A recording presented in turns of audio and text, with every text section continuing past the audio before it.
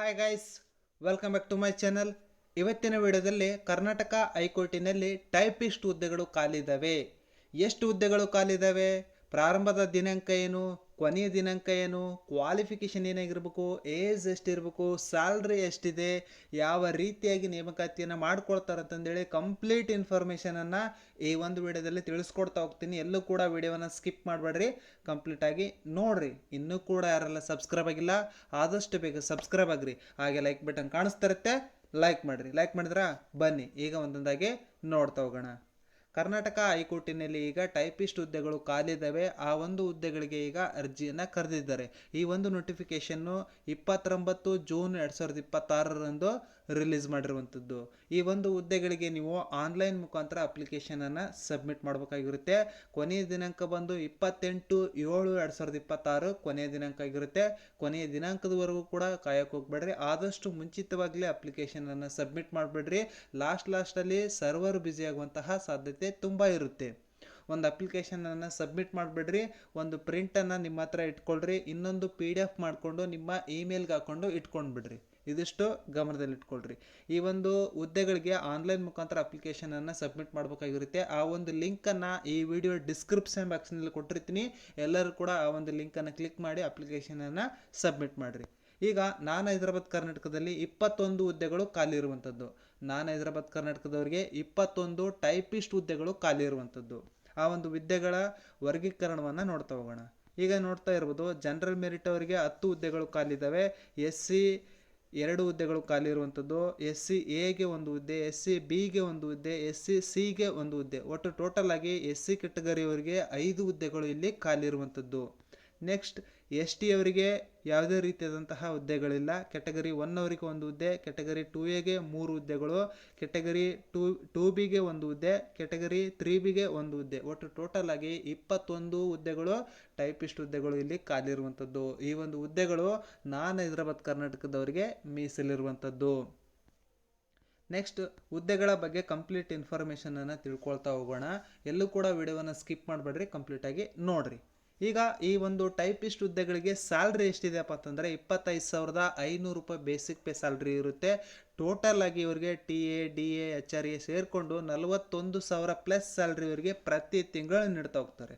ಹಾಗೆ ಸೆಲೆಕ್ಷನ್ ಯಾವ ರೀತಿ ಮಾಡ್ತಾರಪ್ಪ ಅಂತಂದರೆ, ನಿಮ್ಮದು ನಿಮ್ಮ ಟೈಪಿಂಗ್ ಸ್ಕಿಲ್ಲಲ್ಲಿ ಎಷ್ಟು ಅಂಕಗಳನ್ನು ಗಳಿಸ್ತೀರಿ, ಮತ್ತು ಇಂಟರ್ವ್ಯೂವಲ್ಲಿ ಎಷ್ಟು ಅಂಕಗಳನ್ನು ಗಳಿಸ್ತೀರಿ, ಹಾಗೆ ಕ್ವಾಲಿಫಿಕೇಷನಲ್ಲಿ ಎಷ್ಟು ಅಂಕಗಳನ್ನು ಗಳಿಸಿದ್ರಿ ಎಲ್ಲ ಆ್ಯಡ್ ಮಾಡಿ ಅವ್ರೇನು ಮಾಡ್ತಾ ಹೋಗ್ತಾರೆ, ಇಂಟರ್ವ್ಯೂಗೆ ಕರಿತಾ ಹೋಗ್ತಾರೆ. ಇಂಟರ್ವ್ಯೂವಲ್ಲಿ ಯಾರು ಒಳ್ಳೆಯ ಪರ್ಫಾರ್ಮೆನ್ಸನ್ನು ಕೊಡ್ತೀರಿ ಅವರನ್ನು ಅವ್ರೇನು ಮಾಡ್ತಾ ಹೋಗ್ತಾರೆ, ಸೆಲೆಕ್ಷನ್ ಮಾಡ್ತಾ ಹೋಗ್ತಾರೆ. ಇದಿಷ್ಟು ಗಮನದಲ್ಲಿ ಇಟ್ಕೊಳ್ರಿ. ಹಾಗೆ ಈ ಒಂದು ಹುದ್ದೆಗೆ ಕ್ವಾಲಿಫಿಕೇಷನ್ ಏನಾಗಿರ್ಬೇಕು, ಯಾವುದಾದ್ರೂ ಒಂದು ಡಿಗ್ರಿಯನ್ನು ಕಂಪ್ಲೀಟ್ ಮಾಡ್ಕೊಂಡಿರ್ಬೇಕು. ಅದು BA ಆಗಿರ್ಬೋದು, BCom ಆಗಿರ್ಬೋದು, BBM ಆಗಿರ್ಬೋದು, ಯಾವುದಾದ್ರೂ ಒಂದು ಡಿಗ್ರಿ, ಎನಿ ಡಿಗ್ರಿ. ಅದಾದ ನಂತರ ಅದರ ಜೊತೆಗೆ ಟೈಪಿಂಗ್ ಸೀನಿಯರನ್ನು ಕಂಪ್ಲೀಟ್ ಮಾಡ್ಕೊಂಡಿರ್ಬೇಕು. ಅದು ಯಾವ ಸಬ್ಜೆಕ್ಟಲ್ಲಿ, ಇಂಗ್ಲೀಷಲ್ಲಿ ಟೈಪಿಂಗ್ ಸೀನಿಯರ್ ಕಂಪ್ಲೀಟ್ ಮಾಡ್ಕೊಂಡಿರ್ಬೇಕು. ಅದರ ಜೊತೆಗೆ ಕಂಪ್ಯೂಟರ್ ನಾಲೆಡ್ಜು ಇರಬೇಕಾಗುತ್ತೆ. ನಿಮಗೆ 6 ಮಂತು ಕೋರ್ಸ್ ಕಂಪ್ಲೀಟ್ ಮಾಡಿರೋದು ಸರ್ಟಿಫಿಕೇಟ್ ಇರಬೇಕಾಗುತ್ತೆ. 6 ತಿಂಗಳು ಕಂಪ್ಯೂಟರ್ ಕಲ್ತಿರುವಂಥದ್ದು ಒಂದು ಸರ್ಟಿಫಿಕೇಟ್ ಇರಬೇಕಾಗುತ್ತೆ. ಆಮೇಲೆ ಸೀನಿಯರ್ ಟೈಪಿಂಗನ್ನು ಕಲ್ತಿರ್ಬೇಕಾಗುತ್ತೆ. ಅದು ಯಾವ ಸಬ್ಜೆಕ್ಟು, ಇಂಗ್ಲೀಷಲ್ಲಿ ನೀವು ಸೀನಿಯರ್ ಗ್ರೇಡನ್ನು ಕಂಪ್ಲೀಟ್ ಮಾಡ್ಕೊಂಡಿರ್ಬೇಕು. ಒಂದು ಡಿಗ್ರಿ ಆಗಿರಬೇಕು, ಟೈಪಿಂಗಲ್ಲಿ ಸೀನಿಯರ್ ಆಗಿರಬೇಕು, ಅದರ ಜೊತೆಗೆ ಕಂಪ್ಯೂಟರ್ ನಾಲೆಡ್ಜ್ ಇರಬೇಕು, ಅದರ ಜೊತೆಗೆ ಕಂಪ್ಯೂಟರ್ ಸರ್ಟಿಫಿಕೇಟು ಇರಬೇಕಾಗುತ್ತೆ. ಇಷ್ಟು ನೆನ್ಪಿಟ್ಕೊಳ್ರಿ. ಅದಾದ ನಂತರ ಏಜ್ ಎಷ್ಟು ಇರಬೇಕಪ್ಪ ಅಂತಂದರೆ, ಎಲ್ಲ ಕೆಟಗರಿಯವರೆಗೂ ಕೂಡ 18 ವರ್ಷವನ್ನು ಕಂಪ್ಲೀಟ್ ಮಾಡ್ಕೊಂಡಿರ್ಬೇಕು. ಜನರಲ್ ಮೆರಿಟ್ ಆಗಿದ್ದರೆ 18ರಿಂದ 40 ವರ್ಷ, category 2A 2B 3A 3B other backward classes ಇದ್ದರೆ ಅವರಿಗೆ 18ರಿಂದ 43 ವರ್ಷದೊಳಗಿನ ಎಲ್ಲ ಅಭ್ಯರ್ಥಿಗಳು ಕೂಡ ಈ ಒಂದು ಟೈಪಿಸ್ಟ್ ಹುದ್ದೆಗಳಿಗೆ ಅರ್ಜಿಯನ್ನು ಸಲ್ಲಿಸಬಹುದು. ಅದೇ ರೀತಿಯಾಗಿ SC ST OBC ಸೇರಿದ ಅಭ್ಯರ್ಥಿಗಳಿಗೆ 18ರಿಂದ 45 ವರ್ಷದೊಳಗಿನ ಎಲ್ಲ ಅಭ್ಯರ್ಥಿಗಳು ಕೂಡ ಈ ಒಂದು ಟೈಪಿಸ್ಟ್ ಹುದ್ದೆಗಳಿಗೆ ಅರ್ಜಿಯನ್ನು ಸಲ್ಲಿಸಬಹುದು. ಅದಾದ ನಂತರ ಅಪ್ಲಿಕೇಶನ್ ಫೀಸ್ ಎಷ್ಟಿದೆಯಪ್ಪ ಅಂತಂದರೆ, ಜನರಲ್ ಮೆರಿಟ್ ಅವರಿಗೆ 350 ರೂಪಾಯಿ, category 2A 2B 3A 3B other backward ಕ್ಲಾಸಸ್ಗೆ 350 ರೂಪಾಯಿ ಅಪ್ಲಿಕೇಶನ್ ಫೀಸು ಇರುತ್ತೆ. ಅದಾದ ರೀತಿ SC ST ಅಥವಾ ಕೆಟಗರಿ 1 ಮತ್ತು ಅದರ್ ಬ್ಯಾಕ್ವರ್ಡ್ ಕ್ಲಾಸಸ್ಸು, ಆಮೇಲೆ ಅಂಗವಿಕಲ ಅಭ್ಯರ್ಥಿಗಳಿಗೆ 200 ರೂಪಾಯಿ ಅಪ್ಲಿಕೇಶನ್ ಫೀಸು ಇರುತ್ತೆ. ಅದನ್ನು ಪೇ ಮಾಡಿ ನೀವೇನು ಮಾಡಬೇಕಾಗುತ್ತಾ, ಅಪ್ಲಿಕೇಶನನ್ನು ಸಬ್ಮಿಟ್ ಮಾಡಬೇಕಾಗಿರುತ್ತೆ. ಒಂದು ವೇಳೆ ಈ ಒಂದು ಟೈಪಿಸ್ಟ್ ಹುದ್ದೆಗೆ ಏನಾದರೂ ಸೆಲೆಕ್ಷನ್ ಆದರೆ 2 ವರ್ಷದ ಒಳಗಡೆ ನೀವೇನಾಗ್ತೀರಿ ಪ್ರೊಬೇಷನರಿ ಪೀರಿಯಡ್ ಇರುತ್ತೆ. 2 ವರ್ಷ ಆದಮೇಲೆ ಅವ್ರೇನು ಮಾಡ್ತಾ ಹೋಗ್ತಾರೆ, ನಿಮಗೆ ಪರ್ಮನೆಂಟ್ ಆಗಿ ಮಾಡ್ಕೊಳ್ತಾ ಹೋಗ್ತಾರೆ. ಈ ಒಂದು ಹುದ್ದೆಗಳು ಸರ್ಕಾರಿ ಹುದ್ದೆಗಳಾಗಿರ್ತಾವ, ಅದನ್ನು ಗಮನದಲ್ಲಿಟ್ಕೊಂಡು ಅಪ್ಲಿಕೇಶನನ್ನು ಸಬ್ಮಿಟ್ ಮಾಡಿರಿ. ಇಲ್ಲಿ ಯಾವ ರೀತಿಯಾಗಿ ಸೆಲೆಕ್ಷನ್ ಮಾಡ್ತಾರಪ್ಪ ಅಂತಂದರೆ, ನಿಮಗೆ ಟೈಪಿಂಗ್ ಟೆಸ್ಟನ್ನು ಕೊಡ್ತಾರೆ. ಟೈಪಿಂಗ್ ಟೆಸ್ಟ್ ಹೇಗೆ ಕೊಡ್ತಾರೆ, ನಿಮಗೆ ಡಿಕ್ಟೇಷನ್ ಕೊಡ್ತಾರೆ. ನೀವು ಅದನ್ನು ಒಂದು ನೋಟ್ಬುಕ್ಕಲ್ಲೇ ಬರ್ಕೊಂಡು ಅದನ್ನು ಡೈರೆಕ್ಟಾಗಿ ಕಂಪ್ಯೂಟರ್ ಮೇಲೆ ಟೈಪ್ ಮಾಡ್ತಾ ಹೋಗ್ಬೇಕಾಗುತ್ತೆ. ಇದು ಸ್ಕಿಲ್ ಟೆಸ್ಟ್ ಆಗಿರುತ್ತೆ. ಯಾರು ಚೆನ್ನಾಗಿ ಇಲ್ಲಿ ಪರ್ಫಾರ್ಮೆನ್ಸನ್ನು ಮಾಡ್ತೀರಿ ಅವ್ರನ್ನೇನು ಮಾಡ್ತಾರೆ, ಅವರು ಸಂದರ್ಶನಕ್ಕೆ ಕರಿತಾ ಹೋಗ್ತಾರೆ. ಸಂದರ್ಶನದಲ್ಲಿ ನೀವು ಚೆನ್ನಾಗಿ ಯಾರು ಅಂಕವನ್ನು ಗಳಿಸ್ತೀರಿ ಅವ್ರನ್ನೇನು ಮಾಡ್ತಾರೆ, ಅವರು ಸೆಲೆಕ್ಷನ್ ಮಾಡ್ತಾ ಹೋಗ್ತಾರೆ. ಇದಿಷ್ಟು ನೆನಪಲ್ಲಿ ಇಟ್ಕೊಳ್ರಿ. ಟೈಪಿಂಗ್ ಟೆಸ್ಟು 100 ಅಂಕಗಳಿಗಿರ್ತದ. ಮಿನಿಮಮ್ 60 ಮಾರ್ಕ್ಸ್ ನೀವು ತೆಗಿಲೇಬೇಕು. ಆಮೇಲೆ ಸಂದರ್ಶನಕ್ಕೆ 20 ಅಂಕಗಳಿರ್ತಾವ. 10 ಅಂಕಗಳನ್ನು ನೀವು ಗಳಿಸಲೇಬೇಕು. ಅಂಥವ್ರನ್ನು ಮಾತ್ರ ಅವ್ರೇನು ಮಾಡ್ತಾ ಹೋಗ್ತಾರೆ, ಸೆಲೆಕ್ಷನನ್ನು ಮಾಡ್ತಾ ಹೋಗ್ತಾರೆ. ಅದು ನಿಮಗೆ ಪ್ಯಾಸೇಜ್ ಕೊಡ್ತಾರೆ. ಅದು ಆಲ್ಮೋಸ್ಟ್ ಆಲ್ ಲೀಗಲ್ ವರ್ಡ್ಸಲ್ಲಿ ಇರುತ್ತೆ. 500 ವರ್ಡ್ಸ್ ಇರುತ್ತೆ. 10 ನಿಮಿಷ ನಿಮಗೆ ಡಿಕ್ಟೇಷನ್ ಕೊಡ್ತಾರೆ. 20 ನಿಮಿಷದಲ್ಲಿ ನೀವೇನು ಮಾಡಬೇಕು, ಕಂಪ್ಯೂಟರಲ್ಲಿ ಟೈಪ್ ಮಾಡಿ ಕೊಡಬೇಕಾಗುತ್ತೆ. 500 ವರ್ಡ್ಸ್ ಇರುತ್ತೆ. 10 ನಿಮಿಷ ಡಿಕ್ಟೇಷನ್ ಕೊಡ್ತಾರೆ. ಅದನ್ನು ನೀವು ಬರ್ಕೊಂಡು 20 ನಿಮಿಷದೊಳಗಡೆ ನೀವೇನು ಮಾಡಬೇಕಾಗುತ್ತೆ, ಟೈಪ್ ಮಾಡಿ ಕೊಡಬೇಕಾಗುತ್ತೆ. ಅದಾದ ನಂತರ ಸಂದರ್ಶನ ಇರುತ್ತೆ. ಸಂದರ್ಶನಕ್ಕೆ 20 ಅಂಕಗಳಿರ್ತಾವ. ಆ 20 ಅಂಕಗಳಿಗೆ ನೀವು ಮಿನಿಮಮ್ 10 ಅಂಕಗಳನ್ನು ಗಳಿಸಿರಲೇಬೇಕು. ಅವ್ರನ್ನ ಮಾತ್ರ ಅವ್ರೇನು ಮಾಡ್ತಾ ಹೋಗ್ತಾರೆ, ಸೆಲೆಕ್ಷನನ್ನು ಮಾಡ್ತಾ ಹೋಗ್ತಾರೆ. ಹೈದರಾಬಾದ್ ಕರ್ನಾಟಕದಲ್ಲಿ 21 ಹುದ್ದೆಗಳಿದ್ದಾವೆ. ಅದೇ ರೀತಿಯಾಗಿ ಹೈದರಾಬಾದ್ ಕರ್ನಾಟಕದಲ್ಲಿ 7 ಹುದ್ದೆಗಳು ಖಾಲಿ ಇರುವಂಥದ್ದನ್ನು ನಾವು ಇಲ್ಲಿ ಗಮನಿಸಬಹುದು. ಈ ಒಂದು ಹುದ್ದೆಗಳಿಗೆ ಎಲ್ಲರೂ ಕೂಡ ಆಲ್ಮೋಸ್ಟ್ ಆಲ್ ಅಪ್ಲಿಕೇಶನನ್ನು ಸಬ್ಮಿಟ್ ಮಾಡಿರಿ. ಯಾಕಂದರೆ ಈ ಒಂದು ಹುದ್ದೆಗಳು ಸೆಂಟ್ರಲ್ ಗೌರ್ಮೆಂಟ್ ಹುದ್ದೆಗಳಾಗಿರ್ತವೆ. ನಮ್ಮ ಕರ್ನಾಟಕದಲ್ಲಿ ಈ ಕರ್ನಾಟಕ ಹೈಕೋರ್ಟ್ ಅನ್ನೋದು ಸೆಂಟ್ರಲ್ ಗೌರ್ಮೆಂಟಿಗೆ ಸಂಬಂಧಪಟ್ಟಿದ್ದು. ಕೆಲಸ ಮಾತ್ರ ಸ್ಟೇಟ್ ಗೌರ್ಮೆಂಟು, ಸ್ಯಾಲ್ರಿ ಮಾತ್ರ ಸೆಂಟ್ರಲ್ ಗೌರ್ಮೆಂಟು. ಇದನ್ನು ಗಮನದಲ್ಲಿಟ್ಕೊಂಡು ಅಪ್ಲಿಕೇಶನನ್ನು ಸಬ್ಮಿಟ್ ಮಾಡಿರಿ.